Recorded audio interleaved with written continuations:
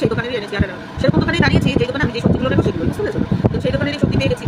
উনি বেছে বেছে দিয়েছেন। আমি তবুও আমি দূর থেকে মানে বসে বসে উঁচু থাকে না, ওর মধ্যে বসে বসে ওইটার মধ্যে আছে, ওটার মধ্যে কাটা আছে, লোকটা বিরক্ত হয়ে যাবে। বিরক্ত হলে তো হবে না।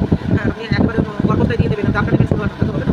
তারপর কারণ এই গল্পগুলি ফেলে দিতে হবে, পরে তাতে কমে যাবে, আমাকে আবার আনতে হবে। কারণ খাটনিটা তো আমাকে থাকতে হয়, তাই না? তো বেঁচে বলছেন না, সবাই বেঁচেই আছে। এখন তো আমি ঘুরে বসে রয়েছি, তারপর ওখান থেকে আমার তেমন কিছু না, আমি এমনি আমার শরীরটা খারাপ লাগছে বলে শরীরটা খারাপ, মেজাজটা খারাপ, ডক্টরকে দেখিয়ে দিয়েছি, শরীরটা খারাপ, হয় পাতা তুলে দেখিয়ে দিয়েছি।